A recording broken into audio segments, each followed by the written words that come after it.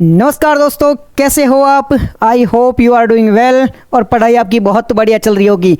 तो यूपीपीसीएस की ओर से नोटिफिकेशन है वो आउट हो चुका है, नया नोटिफिकेशन है वो आ चुका है नेक्स्ट एग्ज़ाम के लिए। क्या क्या बदलाव हुए हैं, क्या क्या चेंजेज हो गए हैं, कितनी टोटल वैकेंसी है, टोटल कितनी पोस्ट है और क्या क्या चीज़ें हमें देखने को मिलेगी, वो सारी जानकारी आपको इस वीडियो में मिल जाएगी। यानी अगर आप यूपीपीसीएस की तैयारी कर रहे हो तो ये वीडियो आपके लिए है। अगर आप यूपीपीसीएस की तैयारी नहीं कर रहे हो, आप कंफ्यूज हो, आप यूपीएससी की प्रिपरेशन कर रहे हो और आप सोच रहे हो कि क्या हमें यूपीपीसीएस का एग्ज़ाम देना चाहिए या नहीं देना चाहिए, तो वो सारा सॉल्यूशन मैं आपको इस वीडियो में बता दूंगा। क्या समाधान हो सकता है, क्या करना चाहिए आपको, वो सारी चीज़ें मैं आपको इस वीडियो में बता दूंगा। एक एक करके चीज़ों को देखते हैं बिना कोई समय गंवाए। टाइम वेस्ट हम वैसे भी नहीं करते हैं। तो सबसे पहले बात करते हैं नोटिफिकेशन आउट होने की। तो नोटिफिकेशन है वो आउट हो चुका है, आप देख सकते हो। Uttar Pradesh public service commission का नोटिफिकेशन है वो आउट हो चुका है। Advertisement application for online submission only notification appearing light grey colour based on OTR process. तो नोटिफिकेशन है वो आउट हो चुका है। डिपार्टमेंट ऑफ पोस्ट, ठीक है सर, एग्जामिनर नेम, ठीक है, एडवर्टाइज, सारी चीज़ें आपको अवेलेबल है और ये चीज़ें अप्लाई हो चुकी, यानी कि नोटिफिकेशन है वो आउट हो चुका है। एक एक करके चीज़ों को देखते हैं और क्या चीज़ें देखने को मिलती है यहाँ पे।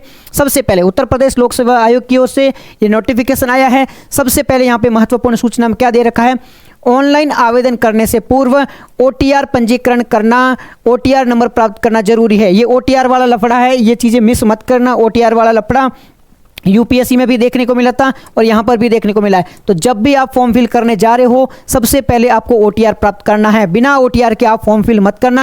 OTR बहुत ज़रूरी होता है, ठीक है। वन टाइम रजिस्ट्रेशन जो होता है वो ज़रूर आपको प्राप्त करना है, उसके बिना फॉर्म फिल मत करना, पहले वो फॉर्म फिल। ऐसे अभ्यर्थी जिन्होंने OTR नंबर प्राप्त नहीं किया है वो आवेदन से 72 घंटे पूर्व यूपीपीसीएस की वेबसाइट है, हेल्थ, ये जो वेबसाइट दे रखी है यहाँ पे, ठीक है, परीक्षा nic.in, यहाँ पर जाके OTR नंबर प्राप्त कर ले। यानी कि फॉर्म फिल कर, अगर आपके पास में OTR नंबर नहीं है तो फॉर्म फिल करने से 72 घंटे पहले ही आपको OTR प्राप्त करना जरूरी है।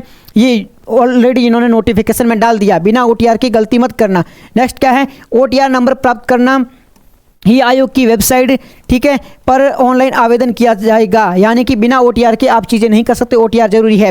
वेबसाइट पर दिए गए दिशा निर्देश, पेंडिंग पेमेंट क्लीन ऑनलाइन अनिवार्य रूप से भुगतान करें। यानी कि भुगतान ये तो बेसिक चीज़ आप कर ही लोगे, बाकी चीज़ें यहाँ पे दे रखी है वो ज़्यादा नहीं है। OTR पहला यहाँ पे नोटिफिकेशन में दे रखा है, यानी कि OTR बहुत बड़ी चीज़ है, उसका आपको ध्यान रखना है। आगे बात करते हैं OTR यानी वन टाइम रजिस्ट्रेशन। OTR कम से कम 72 घंटे पहले आपको आवेदन से पहले प्राप्त कर लेना चाहिए। यानी कि जैसे फॉर्म फिल करना चाहते हो पहले आप OTR प्राप्त कर लेना, उसके बाद में बाद वाली चीज़ें हैं वो देखनी है, ठीक है सर। कौन कौन सी पोस्ट रहने वाली है, डिप्टी कलेक्टर, DSP, बाकी जो पोस्ट है वो तो ठीक है, सिलेक्शन के बाद वैसे ही पता चल जाएगा, इतना लोड नहीं लेना। कौन कौन सी पोस्ट है, DSP की है, फिर BDO की है, उसके बाद में कमर्शियल टैक्स है, फिर ARTO है, अच्छी पोस्ट है ये वाली, है ना, ठीक है, नायब तहसीलदार है, फिर उसके नीचे नीचे पोस्ट आपको मिलती जाती है। तो ये आप देख सकते हो, सबसे ऊपर वाली पोस्ट है वो आपको ये देखने को मिल जाती है। आगे बात करते हैं नेक्स्ट प्रोसेस की बात करें। एज लिमिट भाई सब क्या है, एज लिमिट वही रखी है, 21 वर्ष से लेके 40 वर्ष तक की एज लिमिट है। यानी कि एज लिमिट में ज़्यादा कुछ हमें बदलाव नहीं देखने को मिलता है। 21 वर्ष से लेके 40 वर्ष की एज लिमिट देखने को मिलती है। और रेफरेंस डेट की बात करें तो 1 जुलाई 2026, यानी कि 1 जुलाई 2026 तक आप है वो मिनिमम 21 वर्ष के हो जाने चाहिए। यानी कि 2 जुलाई 1986 से 1 जुलाई 2005 तक अगर आपका बात है, कुल मिला के आप है ना 21 वर्ष के होने चाहिए। कोई लफड़ा नहीं पालना है। अगर आप 21 वर्ष के कंप्लीट हो आप फॉर्म फिल कर सकते हो, अगर 21 वर्ष के कंप्लीट नहीं हो तो आप फॉर्म फिल नहीं कर सकते हो। बात सीधी सी ये है कुल मिला के, ठीक है सर। और बाकी देखो 21 से 40 वर्ष है, कुछ लिमिट है वो एक्सटेंड की जाए, यानी कि एज रिलैक्सेशन। एज रिलैक्सेशन क्या होता है, मान लो आप OBC में हो, आप SC ST में हो, तो वो चीज़ है वो अलग अलग रिलैक्स करी जाती है। कुछ लोगों को एक्स्ट्रा दिया जाता है, तो SC OBC के लिए, SC ST OBC के लिए एक्स्ट्रा दी गई है। फिर आपके ऑलरेडी किसी जॉब में है तो आपको एक्स्ट्रा एज रिलैक्स दी गई है। तो वो तो आपके अपने अकॉर्डिंग देख लेना। अगर आप किसी जॉब में हो तो 5 साल एक्स्ट्रा मान के चलो, और वो SC ST में हो तो एक्स्ट्रा कुछ साल मान के चल सकते हो। वो ज़्यादा आपको लोड लेने की आवश्यकता वैसे भी नहीं है। और बात करें एज लिमिट के बारे में, नेक्स्ट है एजुकेशन क्वालिफिकेशन। तो आपके पास में ग्रेजुएशन होना ही चाहिए। अगर यूपीपीसीएस की तैयारी कर रहे हो, ये इतना भी पता नहीं है कि भाई ग्रेजुएशन होना जरूरी है, तो थोड़ी सोचने वाली बात है। यानी कि मिनिमम ग्रेजुएशन होना जरूरी है।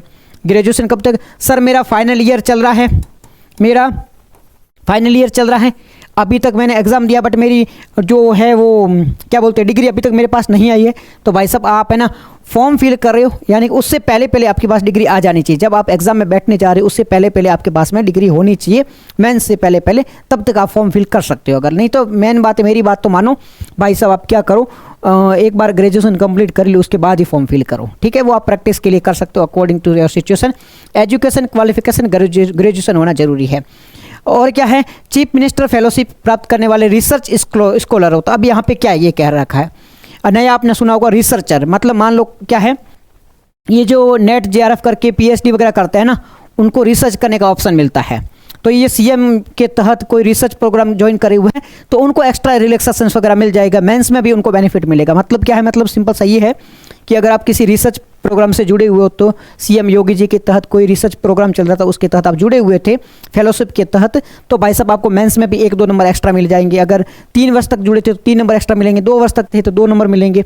ऐसे नंबर आपको एक्स्ट्रा है वो दिए जा सकते हैं मेंस में भी, और उनको एज में भी एक्स्ट्रा नंबर है वो मिल जाएंगे। क्यों? क्योंकि वो भाई साहब इतनी मेहनत करके बैठे थे, ठीक है सर। आगे बात करते हैं वैकेंसी की। टोटल वैकेंसी कितनी है, यानी कि मेंस में कितने बैठेंगे, यानी कि जितना भी है उसका 15% है वो कम वैकेंसी रहेगी फाइनल लिस्ट में, यानी कि फाइनल में कितने रहने वाले 500 जने हैं वो फाइनल में जाने वाले हैं।